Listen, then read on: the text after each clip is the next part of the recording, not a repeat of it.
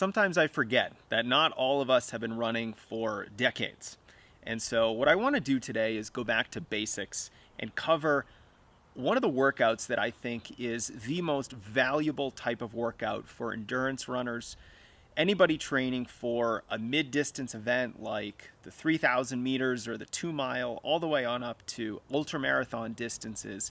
This is one of the most valuable workouts that any of these types of runners can do, and that's the tempo run. But I know that there's some confusion about tempo, pace.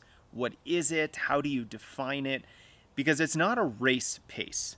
When we're doing workouts and they call for things like 5K pace, 10K pace, 1-mile race pace, these are all race paces. And so we can rely on either our recent race performances or our personal best to guide those workouts. But we can't do that with tempo pace. So what exactly is tempo pace? What are we trying to accomplish with a tempo run? Now, there are actually different definitions of tempo run, but the most common and what I think is the most valuable, the way that most runners and coaches define tempo pace is by defining it as a lactate threshold run. Now, lactate threshold is just kind of a fancy way of saying, this is the pace zone that you're at right before you start running anaerobically or without oxygen. Now, if you're out for an easy run, there's plenty of oxygen available. You're not running so hard that your breathing is really labored, your respiration rate is really high, and you're just trying to cram as much oxygen into your hard-working muscle cells as possible. That is not really what is... I got distracted because I put my sunglasses on my head and I remembered that I don't have any hair anymore. Where were we? So that is what we are trying to accomplish when we're doing a tempo run. We're trying to get to that point right before we start working anaerobically, because it's at that point that we have a lot of lactate in our bloodstream and in our muscles. Now, lactate causes our muscles to get very acidic. And that acidosis is why at the end of a race, when you're sprinting and kicking hard to the finish, that's why you end up feeling so sore, so tight, and your performances and your running pace start declining. It's because of that acidosis, of being in an anaerobic state for too long. Now, what a tempo run does is work right before you get to that anaerobic state so that your body becomes very good at buffering lactate, at clearing it from your system. And you also start pushing down on the pace that you can still run aerobically. So if you're in really good shape, your tempo pace might be a little bit faster than when you're not in good shape. Now, there's a lot of other ways that we can define tempo pace or try to get our tempo pace. A lot of coaches will describe it as comfortably hard. A lot of coaches will describe it as the race pace if you were doing a 1-hour race. So if you're a runner who completes a 10K race in about an hour, then that's probably about your tempo pace. Now, for a lot of folks, it's between their 10K pace and their half marathon pace.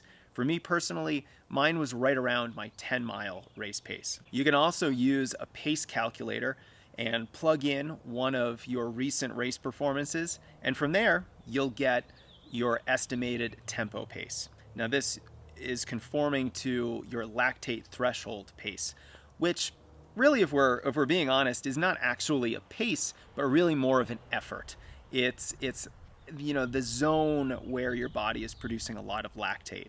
And because this doesn't directly relate to a race pace, it means it can vary. If you don't get any sleep, if you are stressed, if you haven't had your morning coffee and you need your morning coffee, then your lactate threshold pace will end up being a little bit slower. If it's really warm and humid out there, then you're also going to have a slower lactate threshold pace. So a lot of other factors are going to influence your tempo pace. And that's just a good reason to be kind to yourself when you're doing tempo runs. A lot of factors will slow you down, and so just be aware of some of those issues if your tempo pace isn't quite as fast as you were hoping it would be. Now, if you're gearing up to do some tempo workouts, there's so many different types of tempos that you can do. You can run a fartlek workout as a tempo workout. You can do a series of half mile or kilometer or mile repetitions at tempo pace with a 1 to 2 minute jog recovery.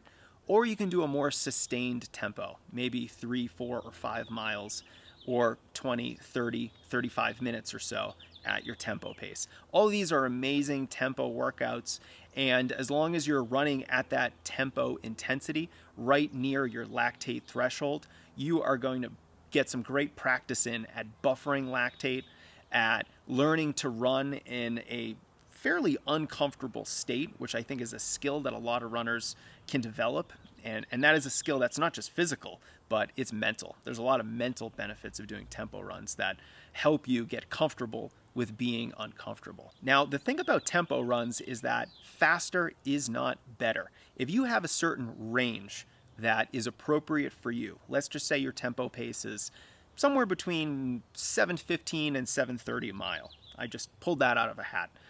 But 7:15 is not any better than 7:30. In fact, I would much rather a runner run their tempo workouts a little bit too slow than a little bit too fast.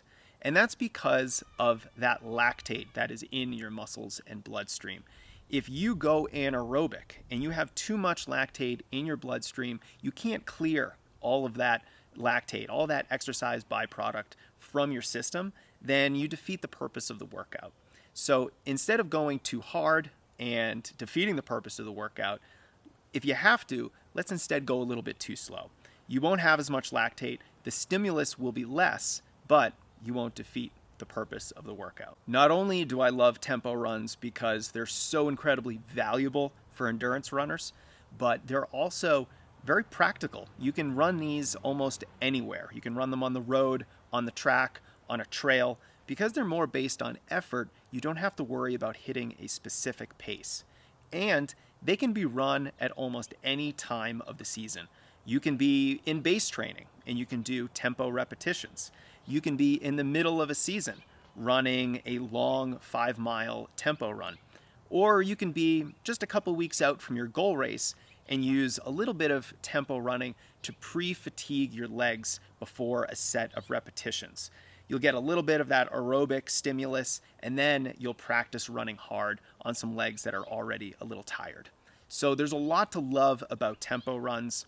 And if you've ever used a strength running training plan, you know that I incorporate a variety of types of tempo runs in our plans. You can see all of our programs at strengthrunning.com/coaching. And if you have any questions about them, definitely hit me up and I'm happy to help.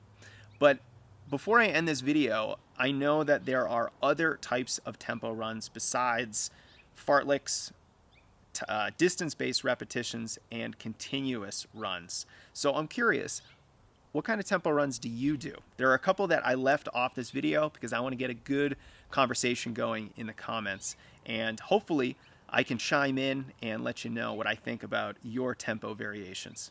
Looking forward to hearing from you guys.